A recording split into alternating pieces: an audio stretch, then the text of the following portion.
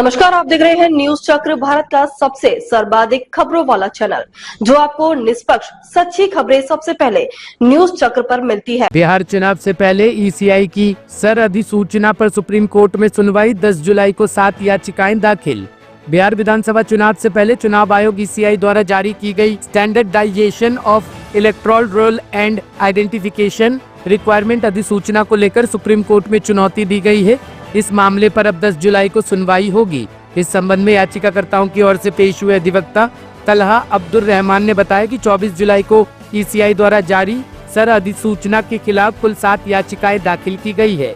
इन याचिकाओं में चुनाव आयोग की इस अधिसूचना की संवैधानिक वैधता पर सवाल उठाए गए हैं। इलेक्टोरल रोल्स जो इलेक्शन कमीशन ऑफ इंडिया ने 24 तारीख को घोषित किया है, उसके खिलाफ याचिका दायर करी है। करीब 7 पिटिशनें हैं जो फाइल हुई हैं।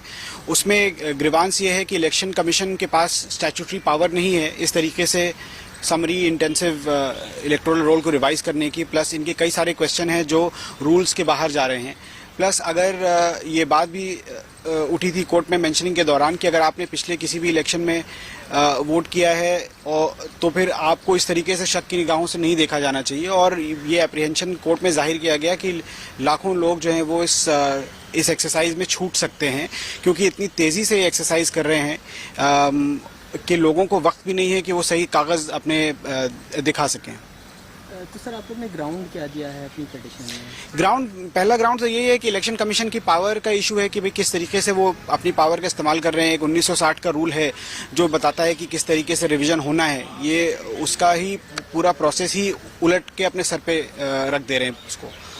तो ये मेन ग्राउंड है। और दूसरा ये है कि इलेक्शन कमीशन का जो रीजनिंग है इतनी जल्दी एक्सरसाइज करने का, इतना लास्ट मिनट पे करने का और इतनी तेज़ी से करने का कि कई लोग उसमें छूट सकते हैं। हमारी जो डेमोक्रेसी है वो इंक्लूजन पे बेस्ड है। ज़्यादा से ज़्यादा लोग आकर अपना वोट दे पाएँ, ये नहीं कि ज़्यादा से ज़्यादा लोग छूट जाएं। तो उस प्रणाली को भी रिव्यू करने की इसमें रिक्वेस्ट करी गई है। आज सर सुप्रीम कोर्ट में मेंशन इसमें क्या है? आज सुप्रीम कोर्ट में इसको मेंशन करा गया। तो कोर्ट ने जो है थर्सडे की डेट दी है 10 तारीख की, तो तब इस पर सुनवाई होगी।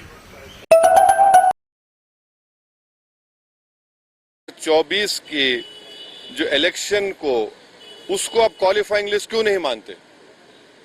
भाई 24 में तो हमने वोट दिया, अब 25 में आप कह रहे हैं कोई डॉक्यूमेंट दो। तो ये हमने उनसे पूछा और हमने उनको बताया कि आपने 2024 में वो जो वोट डालने दिया, आप 25 में डॉक्यूमेंट पूछ रहे हैं, तो ये तो 2 क्लास ऑफ वोटर्स आपने क्रिएट कर दिया, जो आर्टिकल 14 का वायलेशन है। आप कोई रीजनेबल जस्टिफिकेशन नहीं दे पा रहे हैं।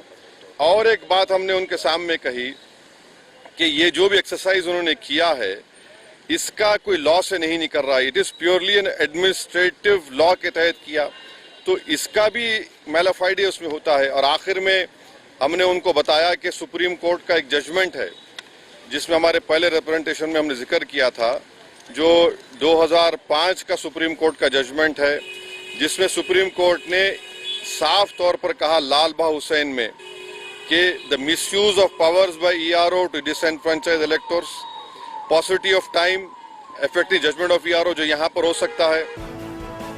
ब्यूरो रिपोर्ट, टीम न्यूज चक्र। ताजा खबरों के लिए न्यूज चक्र पेज को फॉलो करें और लाइक करें, सब्सक्राइब करें, बेल आइकन दबाना ना भूलें। अगर आप हमें फेसबुक, ट्विटर, इंस्टा के माध्यम से देख रहे हैं तो फॉलो, कमेंट करना ना भूलें। धन्यवाद।